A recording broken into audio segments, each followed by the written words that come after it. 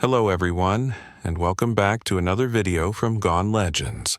In today's video, we'll be highlighting American celebrities who passed away today, and in recent days, along with other notable individuals from around the world. Before we proceed, we kindly ask for your support. If you find these tributes meaningful, please take a moment to like this video. It truly means a lot to us. Thank you for being here. And now, let's begin. 1. Chase Pistone, American stock car driver and racing craftsman, died in March 2026. The cause of his death has not been publicly disclosed, but his passing deeply affected the motorsports community. Born on August 20, 1983, in Charlotte, North Carolina, Pistone grew up surrounded by racing heritage.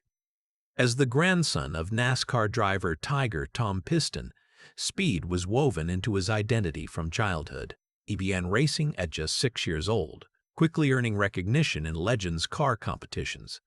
Over time, he accumulated more than 80 feature wins and multiple Summer Shootout Championship titles.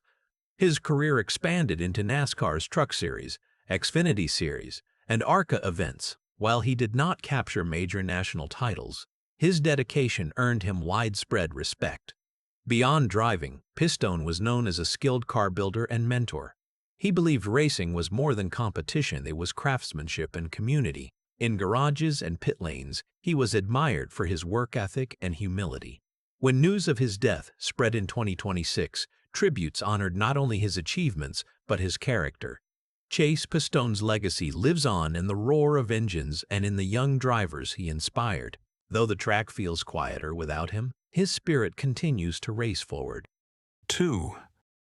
Lorraine Bailey, Lorraine Daphne Bailey AM, the celebrated Australian actress, passed away on February 28, 2026, at the age of 89 from natural causes. Born on January 16, 1937, in Booligal, New South Wales, Bailey dedicated more than 6 decades to the performing arts, becoming one of Australia's most beloved television and stage figures. Her early career began in theatre in the 1950s, where her expressive voice and commanding presence quickly drew attention. She later became widely known for her role as Grace Sullivan in the iconic television drama The Sullivans. Her portrayal of a resilient wartime matriarch resonated deeply with audiences, earning her critical acclaim and multiple awards. Bailey also appeared on programs such as Play School, where her warmth and authenticity made her a cherished figure for generations of children. Beyond acting, she worked as a presenter, director, and advocate for the arts, earning appointment as a member of the Order of Australia for her contributions. Her passing marked the end of an era in Australian television history. Lorraine Bailey leaves behind a legacy defined by dignity, strength, and emotional depth, a body of work that continues to inspire performers and audiences alike. 3. John P. Hammond, John Paul Hammond, the American blues guitarist and singer, died on February 28, 2026. The cause of death was not publicly disclosed. Born on November 13, 1942, in New York City, Hammond devoted his life to preserving the authenticity of traditional American blues. As the son of influential producer John H. Hammond, he had early exposure to music's elite circles. Yet he chose a path rooted in the raw traditions of Delta blues. Inspired by legends such as Muddy Waters and Robert Johnson, he immersed himself in the genre's history, studying directly from pioneers whenever possible. Over 6 decades, Hammond released numerous albums, earning a Grammy Award and multiple nominations. His gravelly voice and expressive slide guitar brought classic blues to modern audiences, bridging generations. He collaborated with musicians such as Duane Allman and members of the band, further expanding his influence. Hammond toured relentlessly, performing with humility and intensity well into his later years. His death in 2026 marked the loss of a guardian of blues heritage. Yet his recordings continue to carry forward the emotional truth he so passionately preserved. 4. Neil Sedaka. Neil Sedaka, the legendary American singer, songwriter, and pianist, passed away on February 27, 2026, at the age of 86 due to undisclosed medical complications. Born on March 13, 1939, in Brooklyn, New York, Sadaka rose from modest beginnings to become one of pop music's most enduring voices.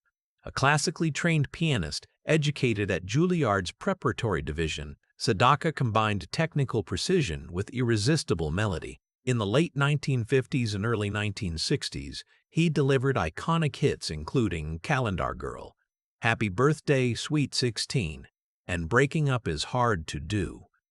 His songwriting partnership with Howard Greenfield shaped an era of American pop. When musical trends shifted during the British invasion, Sadaka adapted rather than faded. The 1970s saw his powerful comeback with songs like Laughter in the Rain, proving his resilience and artistry. Sadaka's music became part of countless personal memories around the world. His passing in 2026 closed a remarkable chapter in pop history. Yet his melodies remain timeless, echoing with joy, romance, and nostalgia. 5. Roscoe Robinson. Roscoe Robinson, the pioneering American gospel and soul singer, passed away on February 26, 2026, at the age of 97 from natural causes. Born on May 22, 1928, in Dermot, Arkansas, Robinson's life was deeply rooted in faith, music, and emotional expression. Raised in the American South during a time of hardship and change, he discovered his voice in church, a place where gospel music became both refuge and calling. In the 1950s, Robinson began performing with gospel groups such as the Five Trumpets and the Highway QCs, earning recognition for his powerful, resonant delivery.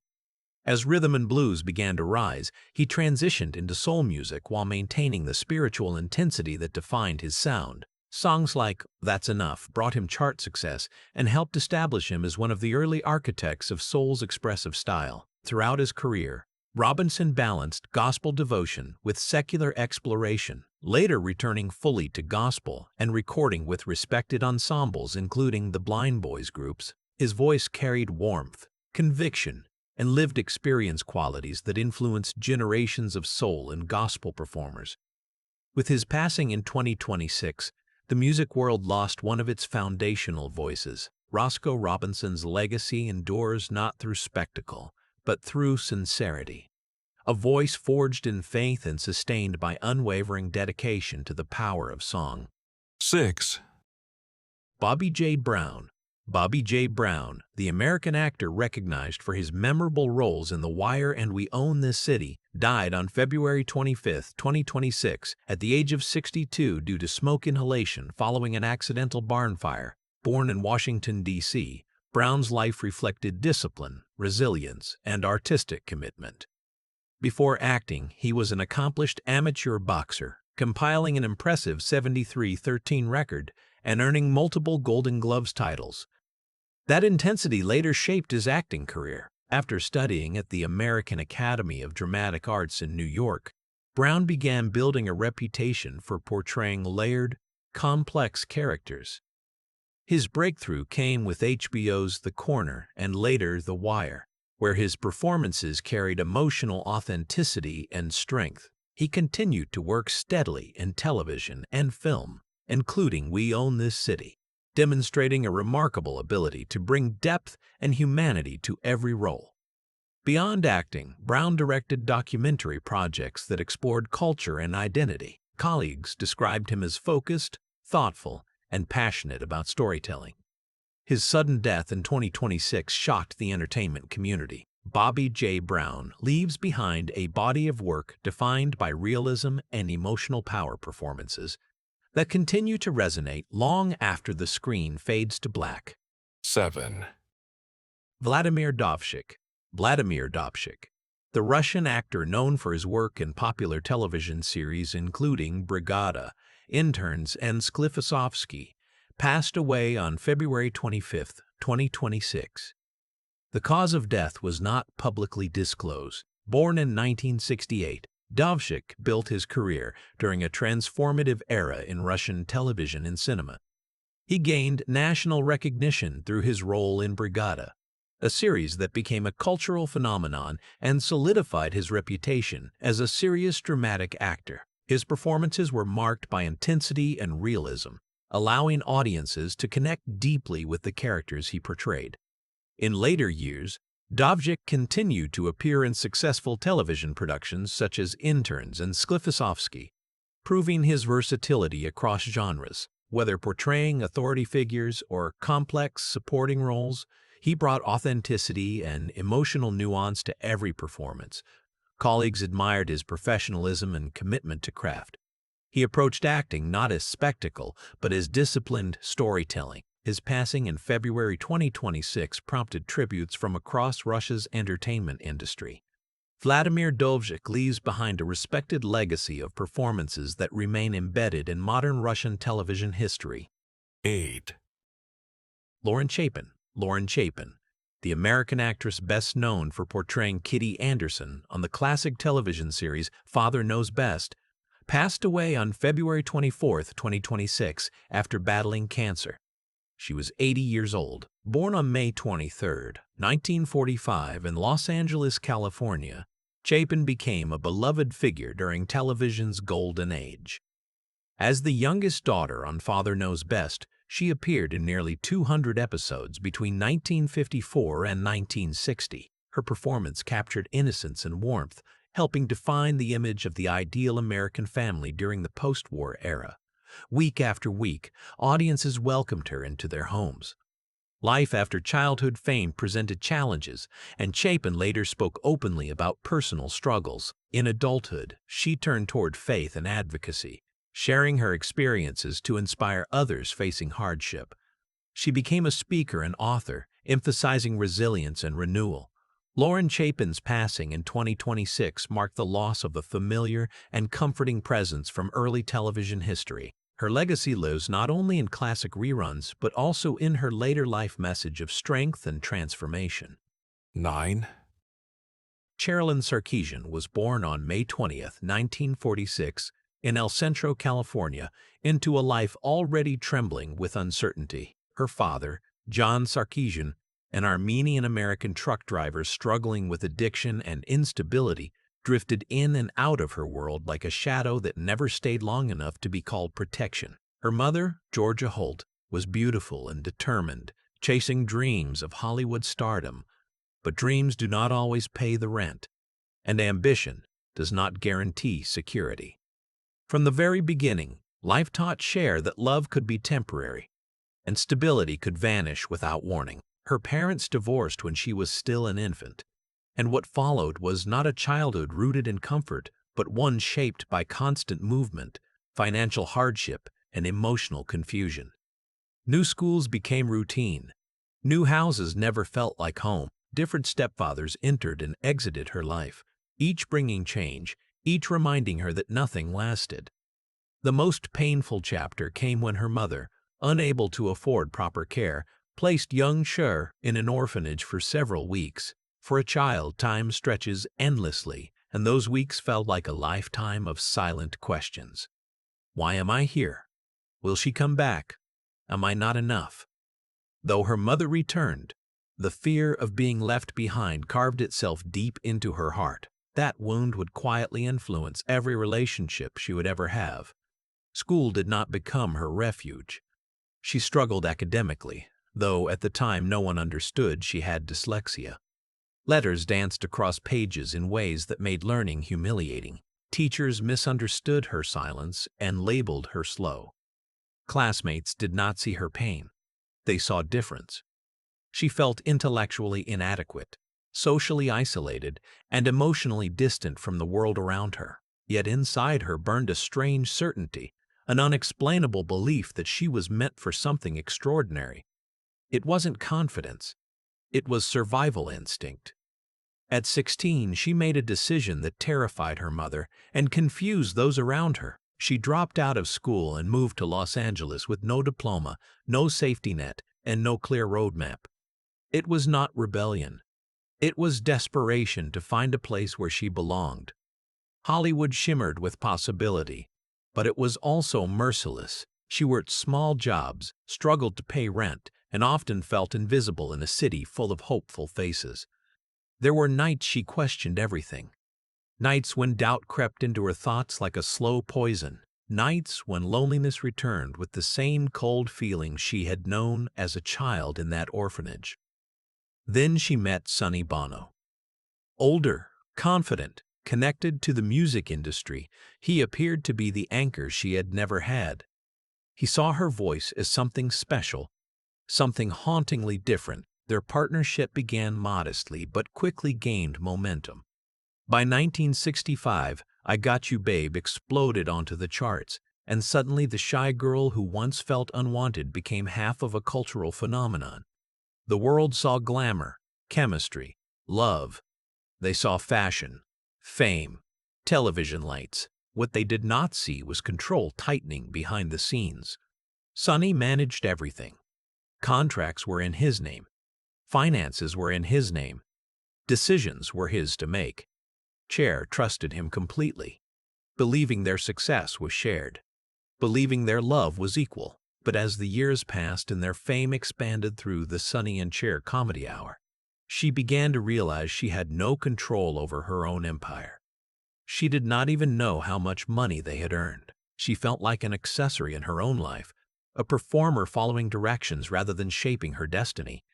The emotional strain grew unbearable. Their marriage deteriorated under public pressure and private dissatisfaction. When Cher finally gathered the courage to leave him in 1974, she did not walk away empowered. She walked away nearly financially ruined. The millions they had made were legally tied to Sonny. She had no ownership of what she helped build. Industry executives doubted her ability to survive alone. The media portrayed her as foolish and reckless. Many predicted her career would collapse without the man who had created her. But what they failed to understand was that she had already survived abandonment, instability, and invisibility. She had already endured feeling unwanted and underestimated. This was not the first time life had stripped her of security, and something within her refused to disappear quietly. The little girl who once feared being left behind was now a woman standing alone, terrified but determined. And sometimes, when everything is taken from you, what remains is not weakness, but a dangerous kind of courage. When Cher walked away from Sonny Bono in 1974, she did not walk into freedom. She walked into uncertainty so sharp it felt like falling through open air without knowing where the ground was. The world believed she was powerful, wealthy, untouchable. After all, she was one half of one of the most recognizable duos in America. She was on television every week. She wore gowns that sparkled under studio lights. She smiled for millions. But behind that glow was a devastating truth. She did not control her own life, and she did not control her own money. The financial betrayal cut deeper than the divorce itself. During their marriage, Sonny had structured business deals in a way that left Cher legally dependent. The contracts were not in her name. The earnings were not protected for her. She had trusted him completely, not just as a husband, but as a partner. When she left, she discovered she had almost nothing of what she had helped build. It was a brutal awakening. The illusion of security shattered overnight. And the public did not sympathize. Tabloids framed the split as scandal. Headlines questioned her judgment. Talk shows speculated about her future, as if she were already fading into irrelevance. Industry executives quietly decided she would not survive on her own.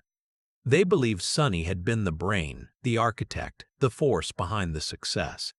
Cher, in their eyes, had merely been the voice in the face. For a woman in the mid-1970s, especially one associated with a male partner, independence was not encouraged. It was punished. The entertainment industry was dominated by men who saw women as replaceable. And Cher, now divorced, financially vulnerable and publicly scrutinized, became an easy target. But survival has a strange way of awakening something fierce. She accepted a solo television show, Cher, determined to prove she could stand alone. It was an act of defiance, an announcement to the world that she was not finished. Yet the pressure was enormous. Every performance felt like a test. Every review felt like judgment. The ratings fluctuated. Critics compared her endlessly to her past. She smiled through it all, but internally she was exhausted. Then came another painful chapter, her romantic life. After her divorce from Sonny, Cher married musician Greg Allman in 1975, a member of the Allman Brothers Band. What began as passion quickly became turmoil. Greg struggled with substance abuse, and the instability she had known in childhood returned in a different form. Addiction brought chaos, trust eroded, fear resurfaced. She had hoped for partnership, but instead found herself navigating another storm of emotional unpredictability.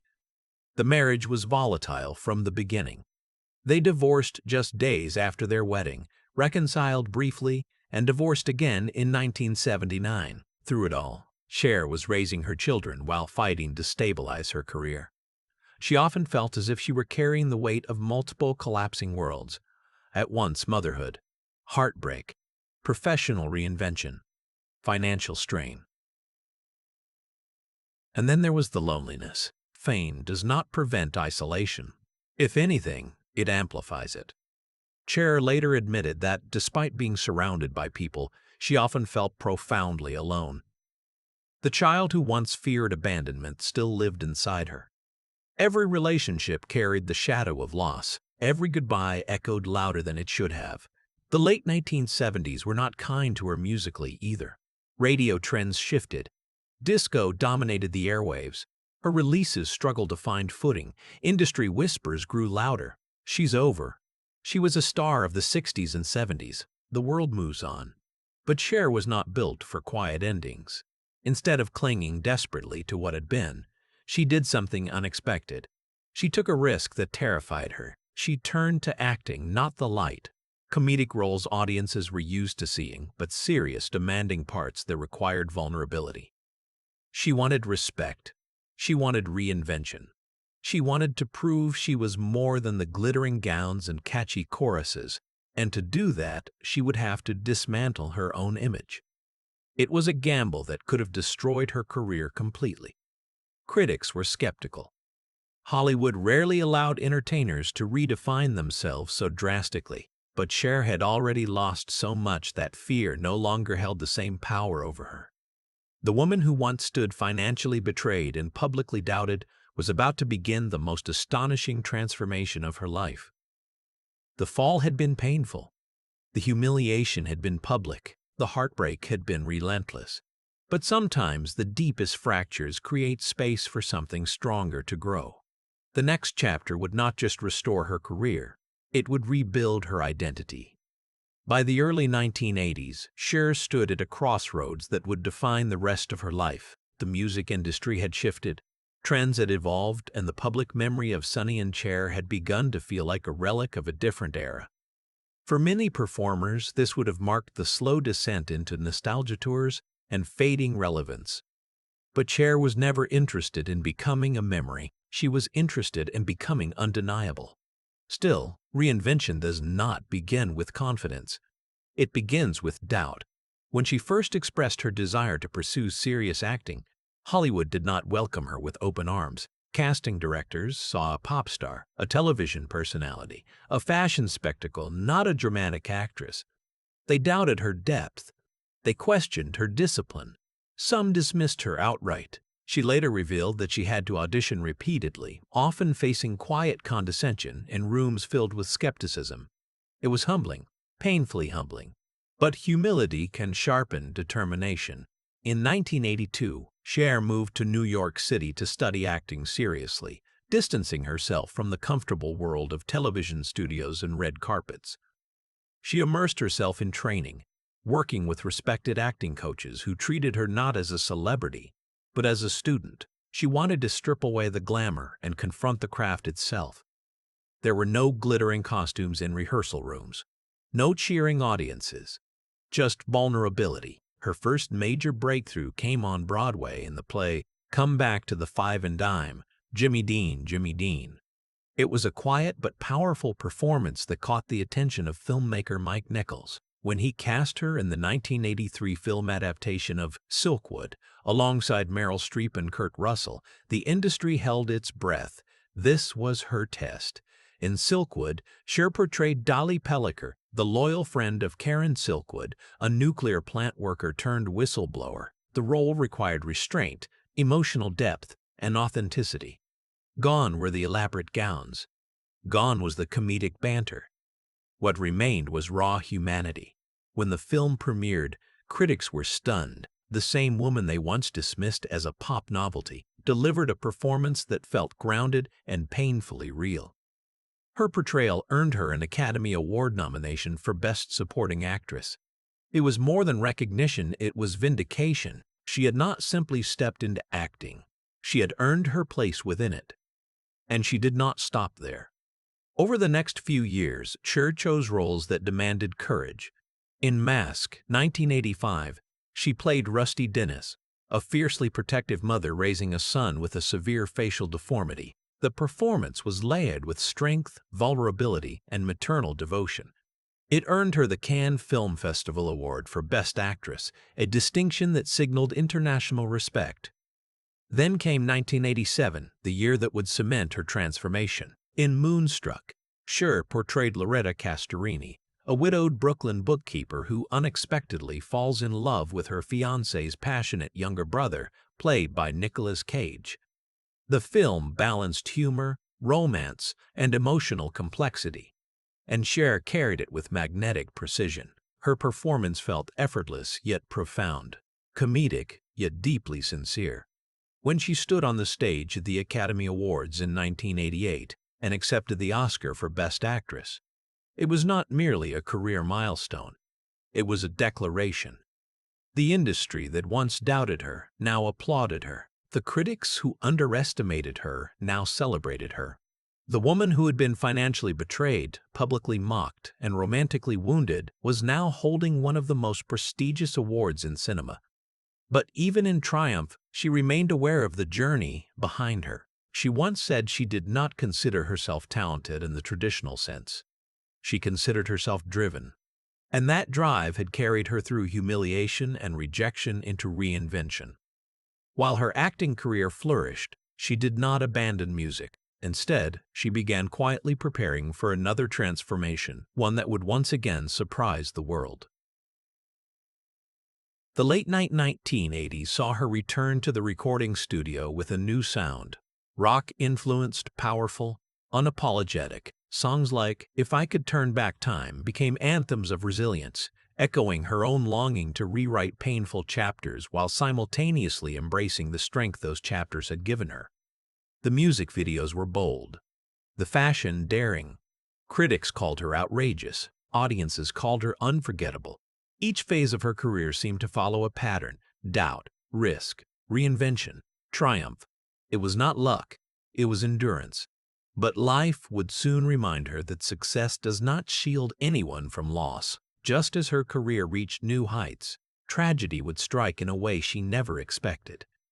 And once again, the past would come rushing back. In 1998, just as Cher had firmly re-established herself as both an Academy Award-winning actress and a resilient music icon, life delivered a blow that no amount of reinvention could soften. On January 5, 1998, Sonny Bono, her former husband, her former partner, the man who had once shaped the course of her entire destiny, died in a tragic skiing accident in South Lake Tahoe, California. He was 62 years old. Reports confirmed that he lost control while skiing and collided with a tree, suffering fatal internal injuries and blunt force trauma. The news traveled fast. It stunned the nation. And for Cher, it reopened a door she thought she had long ago closed. Their marriage had ended in bitterness. Their divorce had been painful and public. Yet history is never simple. Love, even fractured love, leaves behind something complicated and permanent. When Cher received the news of Sonny's death, the world expected distance. Instead, they witnessed grief. She attended his funeral. She delivered a eulogy that was raw, trembling, and honest. Standing before mourners and cameras, she did not speak as a former wife locked in resentment. She spoke as someone who had shared youth, dreams, struggle, and creation with him. She described him as unforgettable. She thanked him for believing in her when no one else did. In that moment, decades of anger softened into memory. Grief is strange. It does not erase the past, but it reframes it. For Cher, Sonny's death forced her to confront the early chapters of her life, the partnership that had brought her fame, the betrayal that had brought her independence, the complexity that had defined both. She once admitted that despite everything, he had been a significant part of her identity. Losing him felt like losing a piece of her own history. But tragedy did not end there. Only months after Sonny's passing, Cher's life was shaken again, this time by her own health. In the early 2000s, she revealed that she had battled Epstein-Barr virus, a condition that caused severe fatigue and complications.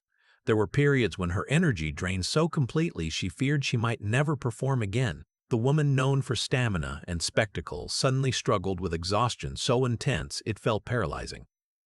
Behind the stage lights, she was fighting invisible battles. Yet even as she navigated grief and illness, something unexpected was forming. In the quiet aftermath of Sonny's death, she returned to music once more. What followed would become one of the most astonishing comebacks in pop history. Later in 1998, Cher released the album Believe. It was not marketed as a nostalgic return. It was modern, electronic, bold. The title track introduced a groundbreaking use of auto-tune, creating a robotic vocal effect that felt futuristic and defiant. Some critics were confused, others were intrigued. Then the song exploded globally. Believe topped charts in over 20 countries. It became one of the best-selling singles of all time. At 52 years old, Cher achieved something nearly unheard of in the pop world. She dominated a youth-driven industry with innovation rather than imitation. The song's question, "Do you believe in life after love?" resonated differently now. It carried layers of heartbreak, resilience, and rebirth. The success was not just commercial. It was symbolic. After divorce, financial betrayal, romantic turmoil, public doubt, grief, and illness, she stood once again at number one.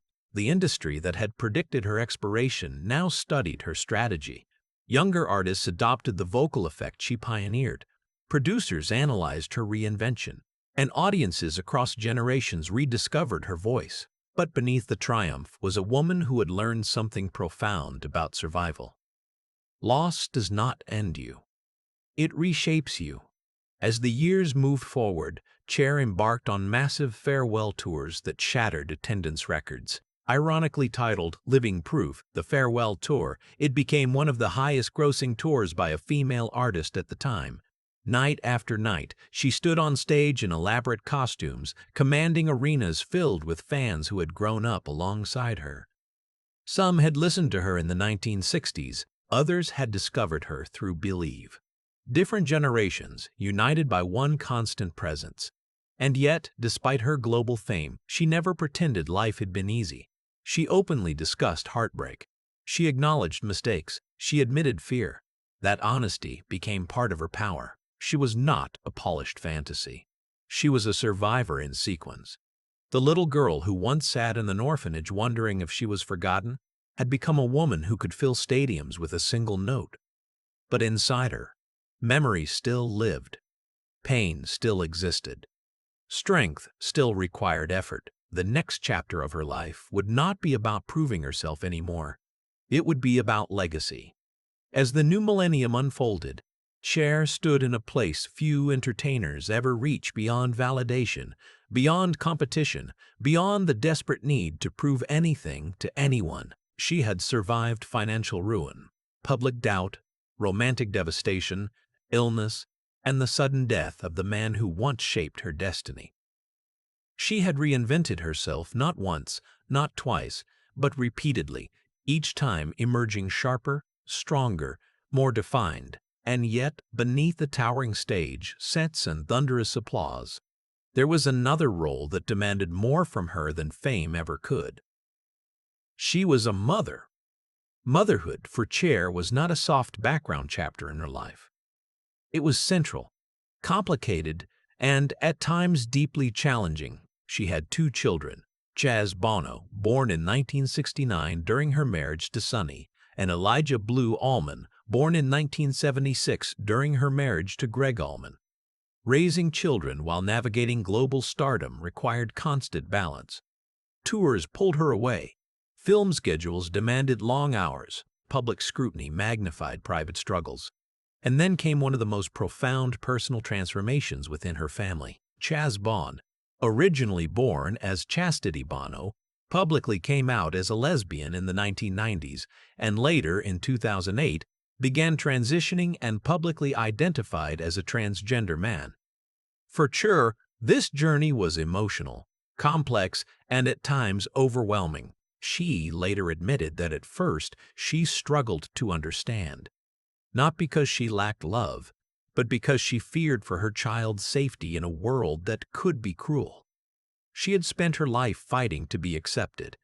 Now her child was stepping into an even harsher spotlight. There were moments of confusion, moments of learning, moments of private tears, but ultimately there was unwavering support. Cher became one of the most visible celebrity parents advocating for transgender awareness and rights. She chose love over discomfort, growth over fear. Her public support of Chaz sent a powerful message that acceptance is not passive. It is active. It is chosen.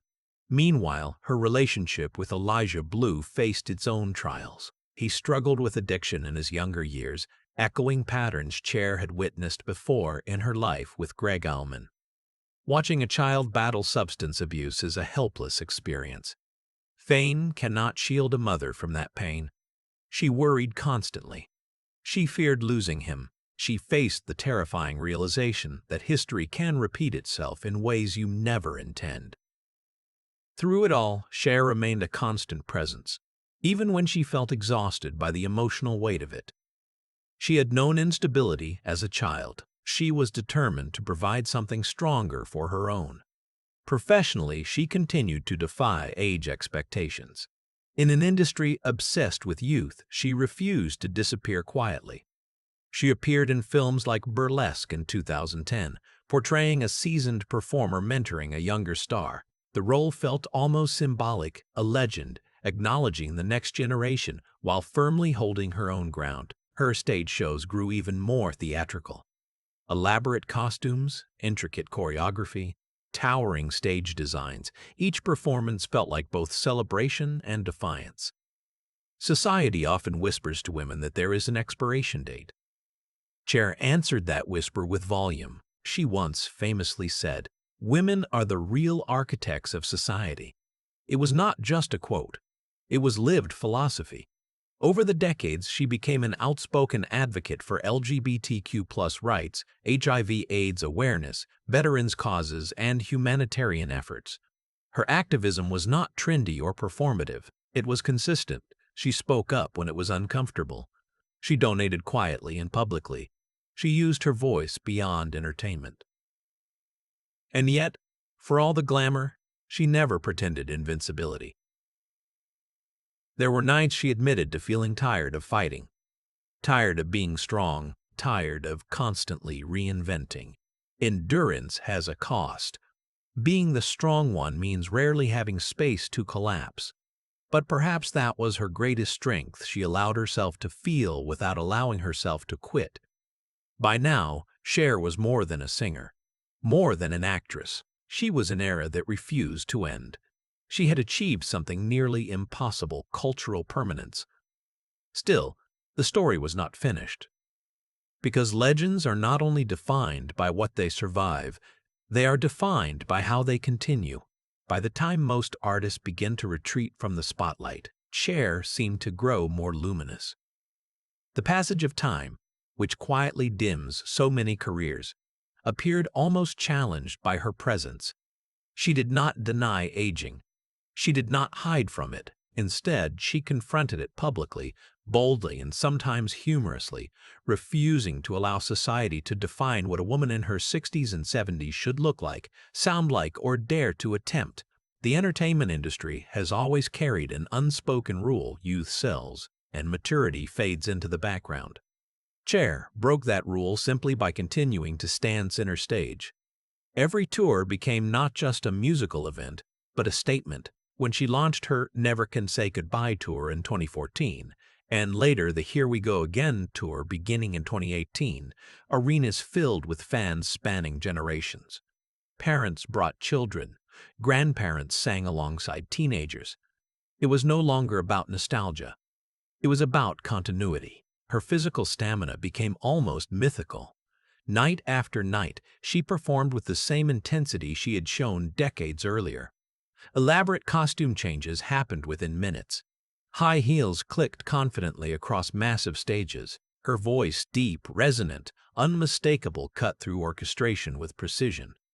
Audiences watched not just a performer, but a woman refusing to shrink. In 2018, she returned to the big screen once again in Mamma Mia! Here We Go Again, portraying Ruby Sheridan, the glamorous and emotionally distant grandmother whose voice still commanded attention. When she sang Fernando, it was as if time folded in on itself. Her tone carried history within it. Joy, loss, resilience, survival. The role felt symbolic. She was no longer fighting to prove herself. She was embodying legacy. But behind the glamour, life continued to test her.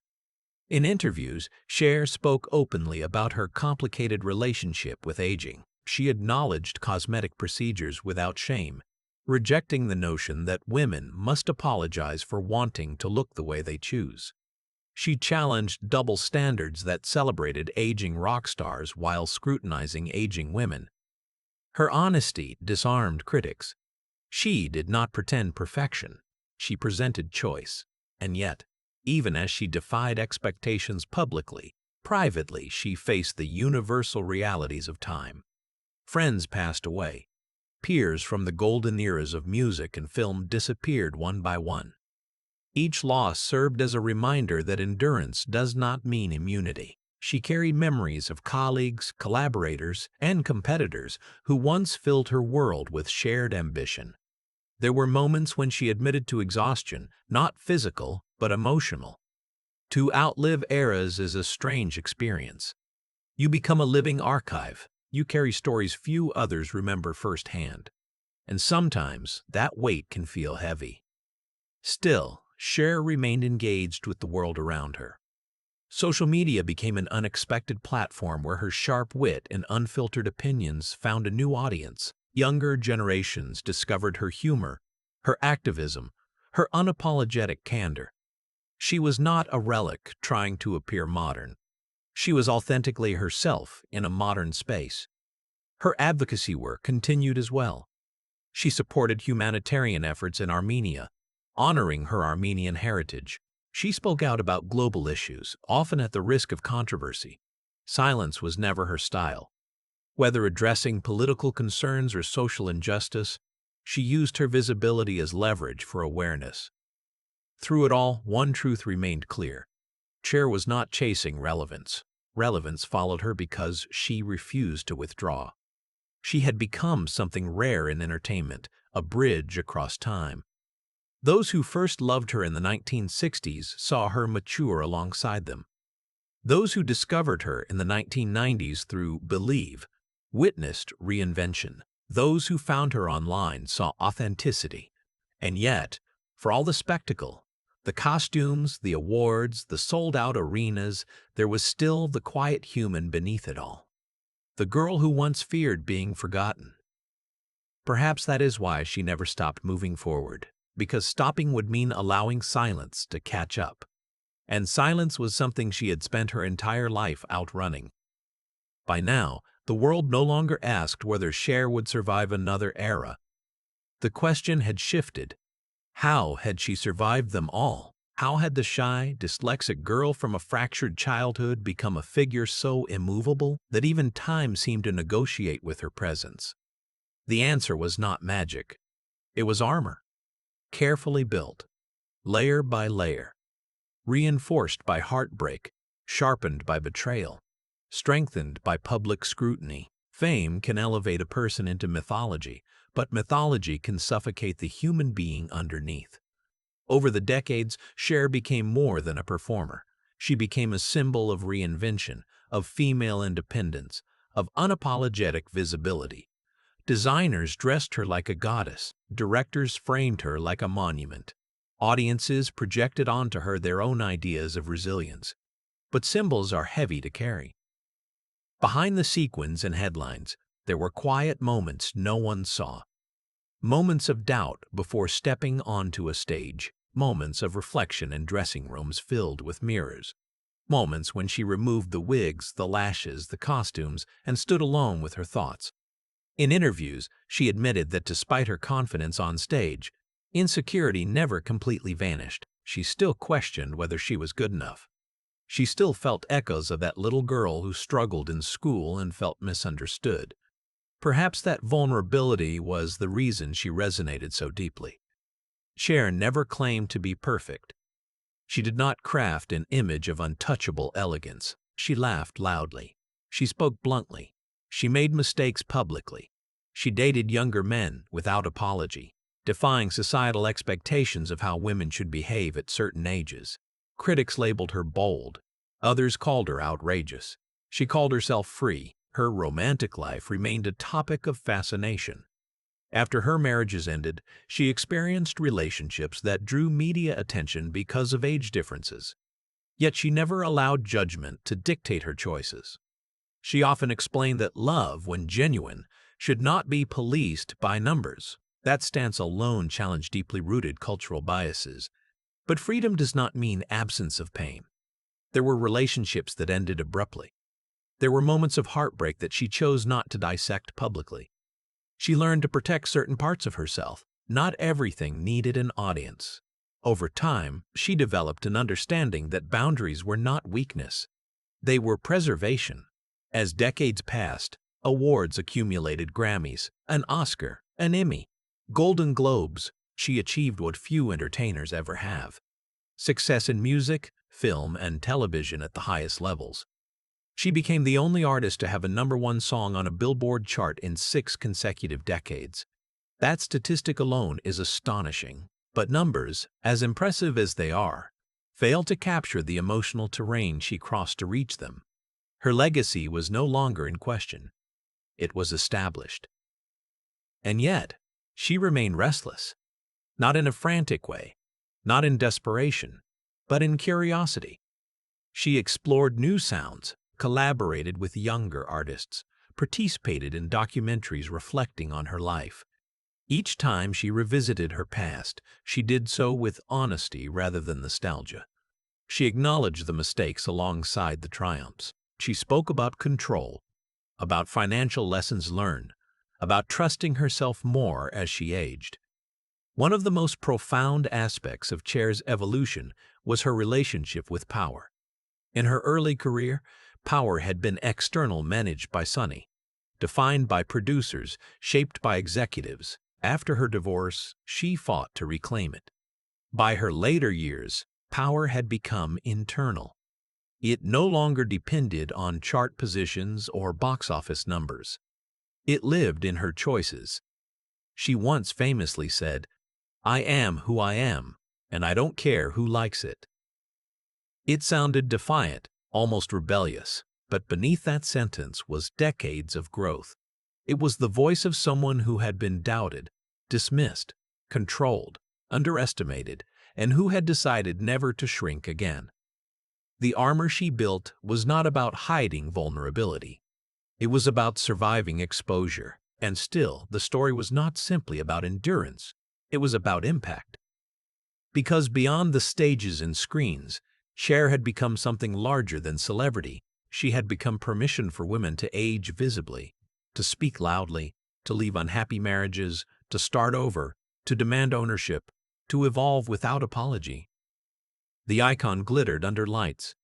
The woman beneath it had fought for every sparkle. There comes a point in every extraordinary life when survival is no longer the central theme. The struggle softens, the battles become stories, and what remains is legacy. For Cher, legacy was never something she chased directly. It formed around her, shaped by decades of defiance, creativity, and refusal to disappear.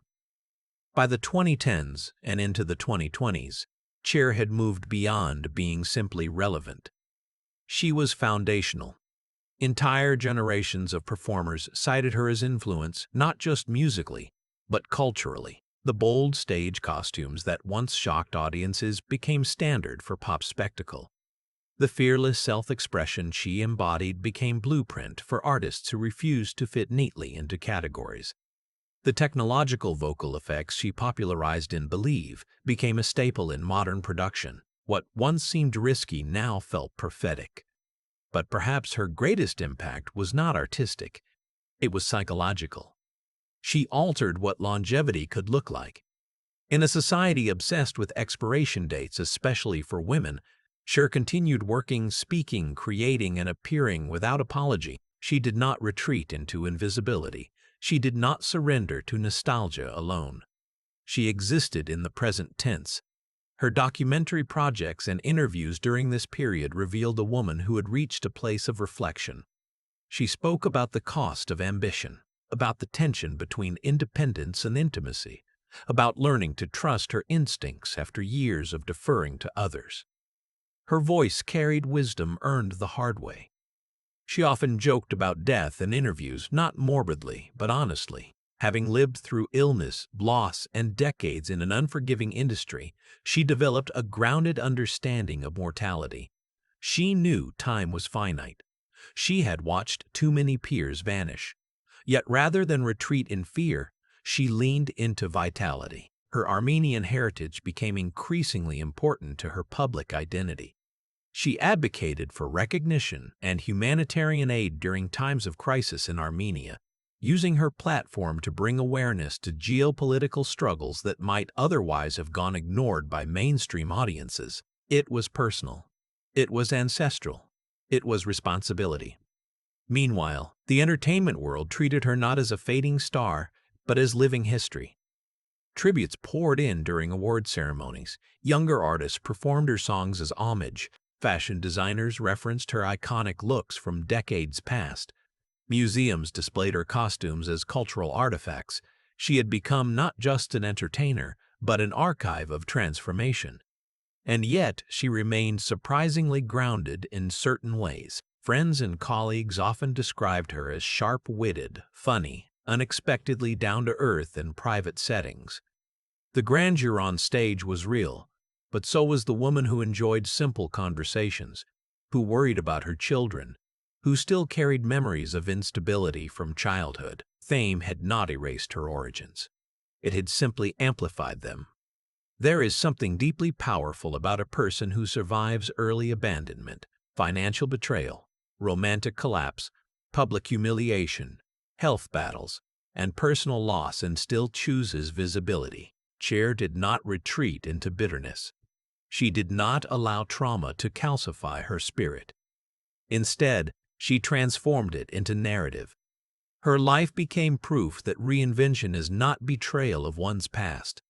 It is evolution. As she moved through her 70s, she continued to surprise audiences. New projects surfaced, collaborations emerged, rumors circulated. She laughed at them, corrected them, or ignored them depending on her mood. She did not perform fragility to please critics. She did not disguise age to soothe discomfort. She simply existed boldly, and perhaps that is her greatest legacy. Not perfection, not invincibility, but audacity. The audacity to begin again. The audacity to love again. The audacity to fail publicly and rise publicly. The audacity to ask the world over and over, "Do you believe?" Because long after chart positions fade and red carpets are rolled away, what remains is influence. What remains is inspiration. What remains is the echo of a voice that refused to be silenced, and Cher's voice, literal and metaphorical, continues to echo. As the decades stretched behind her like a long and winding highway, Cher stood not at the end of a journey, but in the rare position of witnessing her own legend unfold while she was still here to shape it. Few artists are granted that experience. Fewer still handle it with such unapologetic clarity. By the time she entered her 70s, the world no longer questioned whether she was an icon. That debate had ended long ago. The conversation had shifted to something deeper.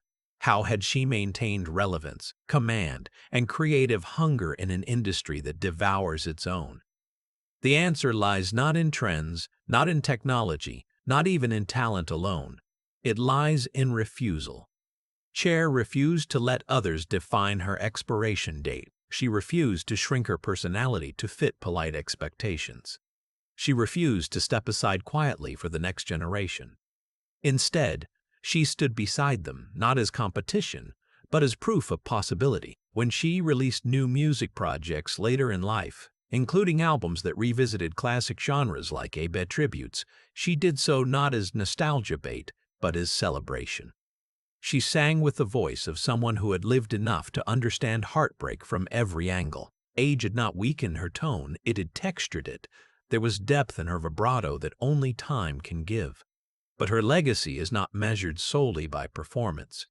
It is measured in permission. For women watching her across the world, women who feared aging, women who feared leaving unhappy relationships, women who feared starting over, Cher became living evidence that identity is not fixed.